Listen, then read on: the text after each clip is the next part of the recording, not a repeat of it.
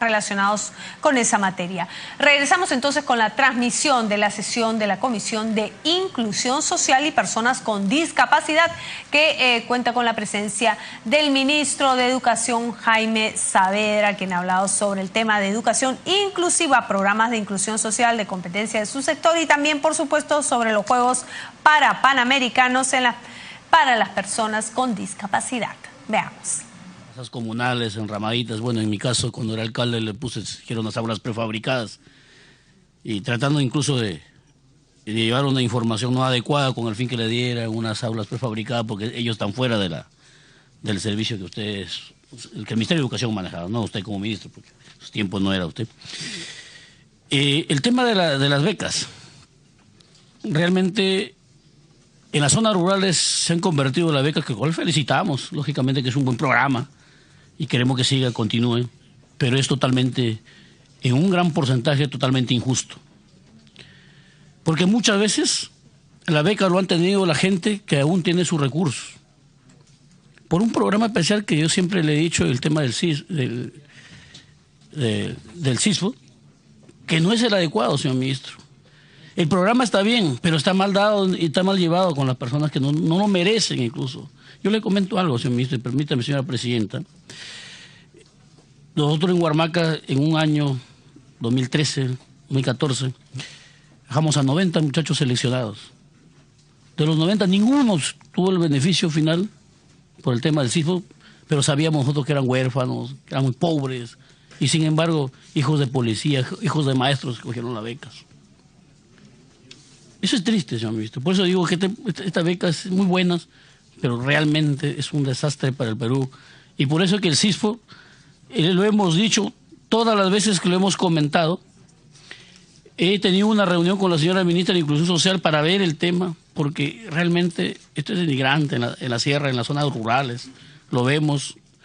Y yo creo que a pesar que muchos podrán felicitar el programa, que lo cual nos alegramos, pero las becas no llegan a los más pobres.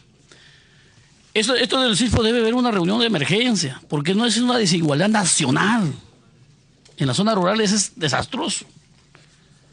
Esto es marginante en todos los niveles, señora presidenta, y por su intermedio solicito al ministro que por favor existiera un trabajo para que sea este esfuerzo que hacen ustedes llegue realmente a donde lo han mirado el programa, que es a los más pobres, porque no lo está llegando. ¿Se imagina usted que esta beca 18, qué está haciendo, señor ministro? Una preguntita ahí. Para los beneficiarios de beca 18 tienen que tener una nota mínimo 14 y pasar por un riguroso exigencias. ¿Qué pasa con los muchachos que están jalados, que tienen 11, 12 y 13? Y que incluso tienen un CISFO que los separa. Es enorme. Por eso yo quisiera que haya un programa, porque no solamente ya nos vuelve mucho más que minusválidos.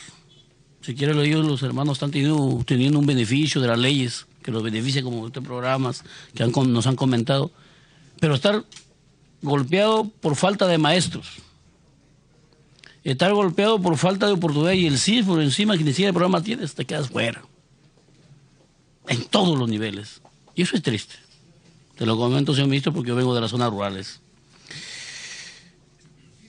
Otro de los puntos que quisiera ver, yo veo el tema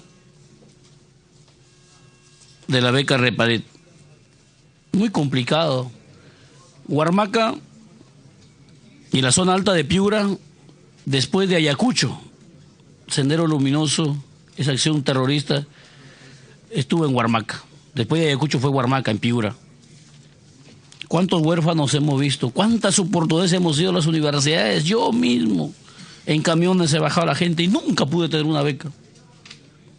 Y ahora me dice que hay una segunda oportunidad para allá, para sus nietos, para los hijos. Yo voy a pedirle que me ayude, que me acerque a las oficinas correspondientes para poder llevar este beneficio a la gente de Huarmaca, porque hay cientos de huérfanos, personas que sus padres están en las cárceles, ¿no? Entonces necesitamos que me ayude para poder lograr este objetivo en el tema de Huarmaca, que es un tema muy complicadísimo. En esta beca doble oportunidad, señor ministro, Por coincidencia de la vida estuve ayer en una zona, en mi viaje para Lima, y me comentaba un becario que ya estuvo en el tercer ciclo, y lo sacaron, lo quitaron la beca porque su padre tiene un trabajo eventual en una empresa que hacen las pistas, y ahí lo crearon. Su padre tiene un trabajo eventual en una empresa que hacen las pistas, y ahí lo crearon una cuenta para hacerle su cancelación de sus 5 meses de trabajo. Lo detectaron esa cuenta y lo sacaron al joven de la beca. Eso es injusto. 5 meses de trabajo, señor ministro, que tuvo ese señor padre, y no lo pueden sacar de la beca. Lo detectaron el número de cuenta, porque sí creo que es un requisito, y no es justo. Ahora el joven está trabajando ahí vendiendo periódicos en Chiclayo sin oportunidad de seguir, a pesar de haber ganado esta beca. Yo creo que debe haber algunos ajustes reales a este programa, que por supuesto es muy lindo, muy bueno, que traería muchos beneficios a nuestra gente. Señor ministro, con esto concluyo, y esperándolo finalmente, siempre le debo recordar, es el tema de la infraestructura educativa en la frontera. Yo vengo de una zona fronteriza, especialmente de Huancabamba, Ayabaca, San Ignacio, que corresponde. Tengan ustedes una medida especial, porque nos avergüenza ser peruanos. A nuestro lado, por ahí Conchositas, las escuelas, y en el Ecuador la mejor infraestructura, creo, de Sudamérica. Solamente eso, señor ministro. Gracias. Se agradece la participación tan importante de Mártires Lezama. Tiene la palabra Edgar Ochoa. Ministra, muy buenas tardes por su intermedio. Felicitar, de hecho, la vocación del ministro de estar siempre en estos espacios, dialogante, y a su vez que va evidenciando que efectivamente varios congresistas nos vamos enterando de la política educativa. Es absolutamente interesante y celebratorio que alguno de nosotros diga no sabía qué, ¿no es cierto? Creo que es un tema clave y que le da valor a su presencia aquí. Antes de que usted estuviera, también algunos de nosotros nos sorprendíamos que el Ministerio de Educación estuviera atendiendo a través de los PRIT. De manera que, desde ese punto de vista, creo que es absolutamente valorable la presencia ahora aquí, hablando de inclusión en el tema educativo. De hecho, en lo personal, ministro, me hubiera gustado escuchar, por intermedio de la presidencia, un análisis desde los 4 ejes que usted siempre pregona en el sistema educativo nacional: el tema de la revalorización de la carrera docente, el tema de la mejora de la calidad de los aprendizajes, el tema de la gestión y modernización escolar y el tema de la cierre de la infraestructura. Sin embargo, permítame ser atrevido en señalar que para hablar de inclusión y calidad, tal vez un mejor punto de vista nos hubiera permitido conocer, separando en 3 aspectos fundamentales: acceso y cobertura, es decir, cómo estamos en acceso y cobertura, cómo estamos en aprendizaje y condiciones de educabilidad, y cómo estamos en el tema de inversión. Igual es una percepción personal para hablar el tema de educación y calidad, o inclusión y calidad, y por eso es que intento ordenar mi participación en esas 3 dimensiones, señor ministro, por intermedio de la presidencia. Y separo 2 grandes campos, según su presentación, que me parece importante. Por un lado, la educación para personas con habilidades diferentes, o educación especial, o educación inclusiva, ¿no es cierto?, y la educación rural. En el primer caso, señor ministro, por intermedio de la presidencia, cobertura, hay más de 100.000 niños, niñas y adolescentes con algún tipo de discapacidad que no asisten a la escuela. 62%, 63% son niños entre 3 y 5 años. El 37% de los niños con algún tipo de discapacidad que están entre 6 y 11 años no asisten a la escuela. El 50% de los niños, de los adolescentes menores de 17 años, no asisten a la escuela. Y son personas que tienen algún tipo de discapacidad, ¿no? En ese sentido, es un poco preguntar, ¿cuál es la reflexión que tiene el ministerio respecto a esta brecha? O sea, ¿qué retos tiene en el futuro para cerrar esta brecha? Eso significa empezar a conocer cuántos PRITES nos faltan, cuántos CEBES hay que crear y cómo realmente impulsamos el tema de la educación inclusiva en el país. Creo que ahí ayudaría un poco para analizar desde su gestión cómo se pretenden cerrar estas brechas y cuál es el plan para revertirla.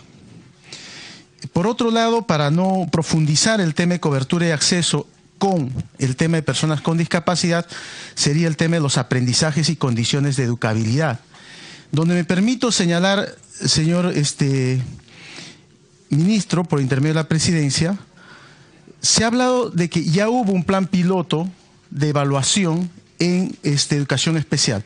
Lo señala usted. Sería importante saber cuáles son los resultados, o sea, qué nivel de logros de aprendizaje estamos teniendo en el tema de educación especial.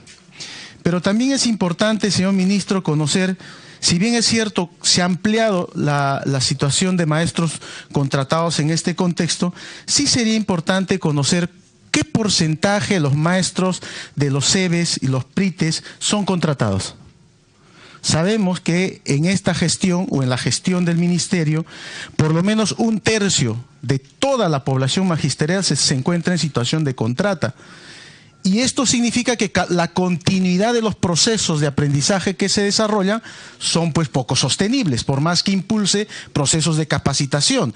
Probablemente un maestro que esté en un CEBE, ¿no es cierto?, por lo complicado que significa, el próximo año no va a tentar estar en un CEBE, va a tentar estar en la básica regular común, ¿no es cierto? Y entonces los recursos que se ponen para poder perfeccionarlo, si bien es cierto, siguen siendo una inversión, pero no necesariamente en función de los resultados que queremos encontrar. El 30% de los PRITES no están equipados, lo dice su informe, ¿no es cierto? Sin embargo, dicen que 100% de PRITES implementados en todas las regiones. De hecho, quiere decir que por lo menos en alguna región, uno por lo menos, ¿no? Pero hay 30% de los CEBES que no están implementados. Y esto es obviamente un reto que hay que empezar a asumir. Y respecto a condiciones de educabilidad también entra el tema de la infraestructura. Hay infraestructura de los CEBES que hay que empezar a resolver. No, me gustaría conocer, por ejemplo, cuál es el nivel de inversión diferenciado del Ministerio de Educación respecto a infraestructura en cuanto a los CEBES y las instituciones educativas regulares comunes, por señalar un tema. Y si hay una decisión política de su gestión de garantizar este cierre de brechas fundamentalmente en los CEBES, por señalar un caso. La institución educativa Rosa de América de Quillabamba, desde hace más de 5 o 6 años tiene el proyecto y no puede ser financiado por X circunstancias, que seguramente, ya lo ha señalado el PRONIEF, no tiene plata, no tiene recursos, sin embargo se devuelven recursos y la ejecución presupuestal demuestra que no ejecutamos todo. Hay necesidad también de trabajar el tema de estímulos a los maestros que están en educación inclusiva. La inversión, usted ha señalado que son 142 millones para el año 2016. Sí sería importante conocer cuál es el porcentaje de ejecución, porque muy mal tal vez hacemos en señalar que se dice además que la inversión en la gestión del Ministerio de Educación no llega siquiera al 50% o está solo aproximadamente al 50% de ejecución. Si hay 142 millones, ¿cuál es el nivel de porcentaje de ejecución presupuestal en materia de educación inclusiva, básicamente al nivel que usted ha señalado? Y sí creo, a través de la presidencia, solicitarle, tal vez no es el momento, pero sí ojalá tener la oportunidad con quienes corresponda que se nos explique con cierta y mayor precisión y claridad sobre el presupuesto por resultados, el 106, ¿no es cierto? El presupuesto por resultados que tiene que ver con educación inclusiva, ¿no es cierto? En educación básica y tecnológica para personas con discapacidad, porque del seguimiento que se hace es que se identifica que por lo menos el 84% está en educación básica especial, ¿no es cierto?, cuando en realidad sospechamos que la inversión mayor debería estar en promover realmente escuelas inclusivas, la regular, ¿de acuerdo? Sin embargo, el 86% de este recurso del presupuesto por resultado, 106, que tiene que ver con educación inclusiva y tecnológica, ¿no es cierto?, para personas con discapacidad, está fundamentalmente en educación básica especial. que no está mal, ¿no es cierto? Que de repente eventualmente se requieren más recursos ahí, pero su naturaleza, entiendo, es por otro lado. Tal vez cerrar ahí el punto de educación inclusiva para el tema con personas de discapacidad, señalando no sino antes, señor ministro, por intermedio de la presidencia, sí sería importante, por un tema, si no anecdótico, para mí muy importante, conocer de su ministerio cuántas personas del ministerio tiene, o qué porcentaje del personal que labora en el ministerio tiene algún tipo de discapacidad. Si es su gestión la que está cumpliendo el 5% determinado por la ley como se establece en nuestro país.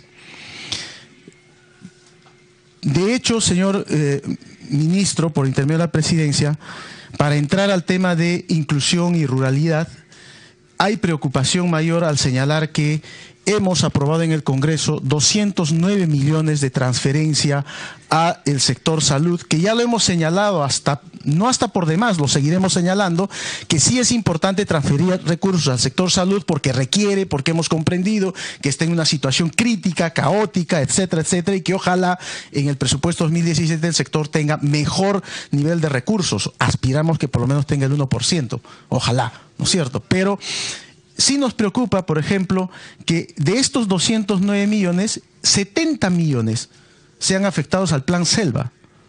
Y todos sabemos que la educación de la selva o de la Amazonía peruana es altamente vulnerable. Son 70 millones transferidos de este recurso.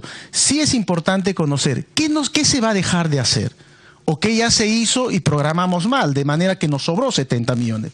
Lo mismo con la jornada escolar completa. Son aproximadamente 60 millones que en infraestructura y en equipamiento inmobiliario que se transfieren de jornada escolar completa a el sector salud. Esto preocupa un poco para decir cómo se está trabajando el tema de educación inclusiva en zonas de mayor vulnerabilidad.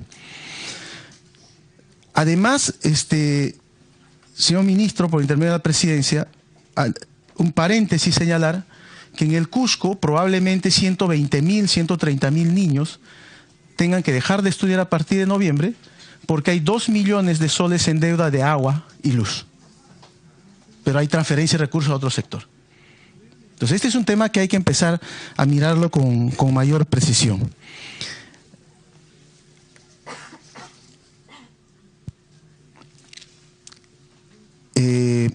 Entrar eventualmente al tema ya de la ruralidad y señalar que efectivamente aquí necesitamos tal vez también más adelante un análisis más reflexivo sobre educación inicial, sobre educación primaria, sobre educación secundaria, sobre la educación básica especial también en la zona rural, ¿no es cierto? Y el tema de alternancia en la zona rural.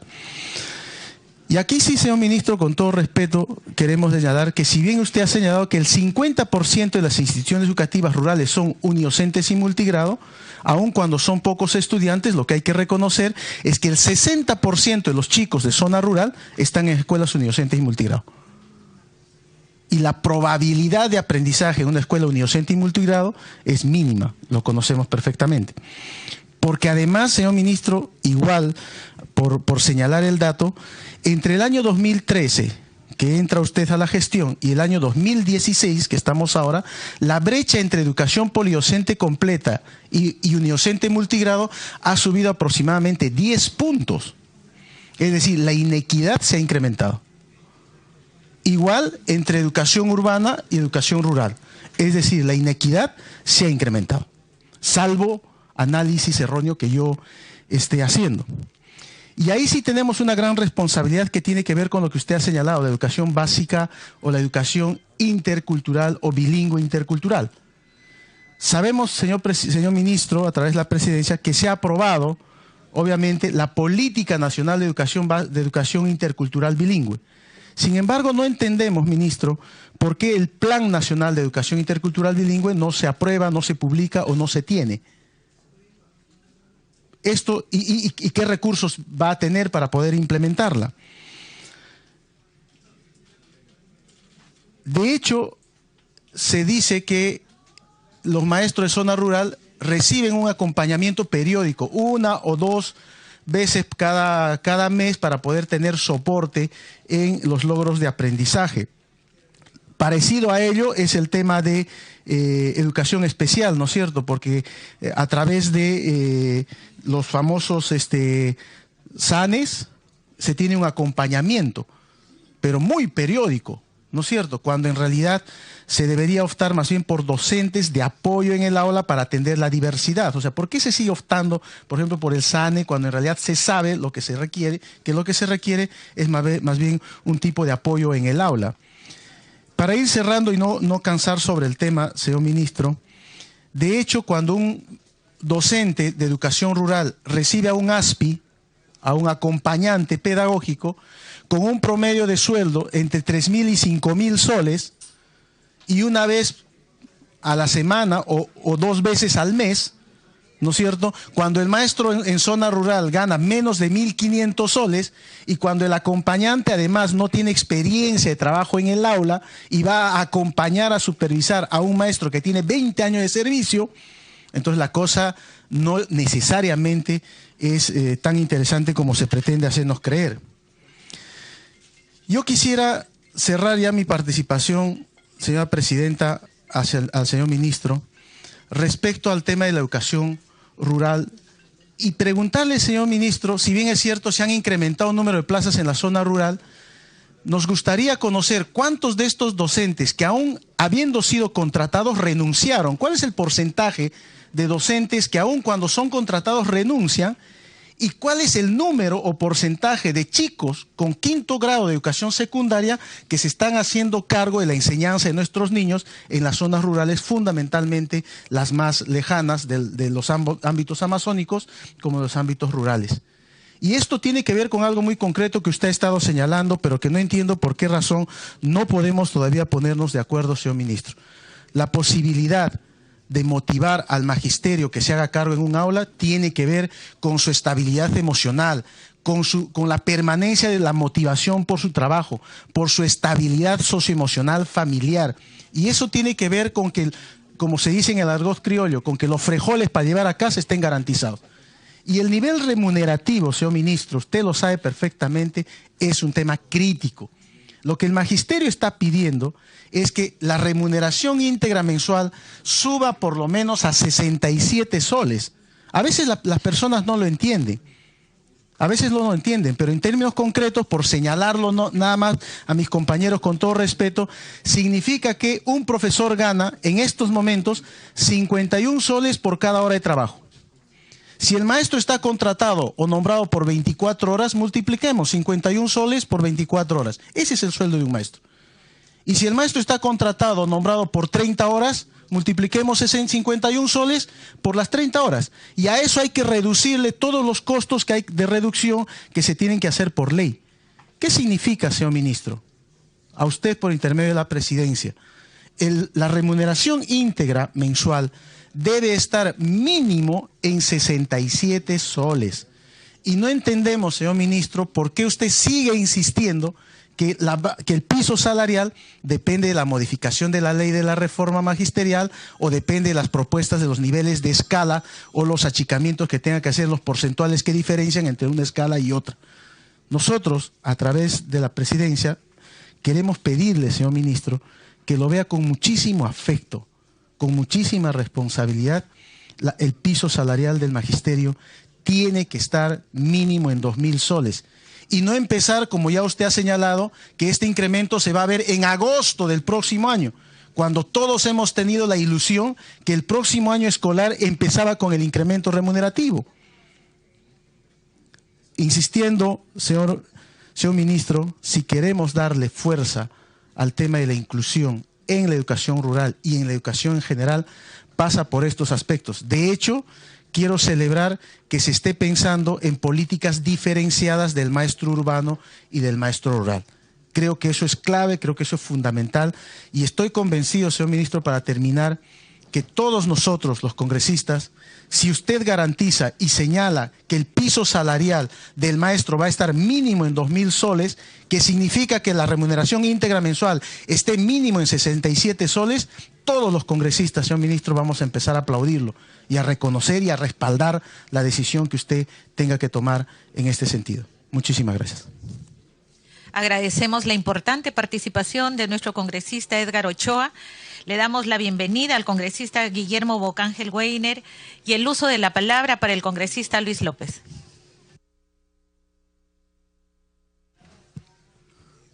Gracias. Bien, interrumpimos la sesión de la Comisión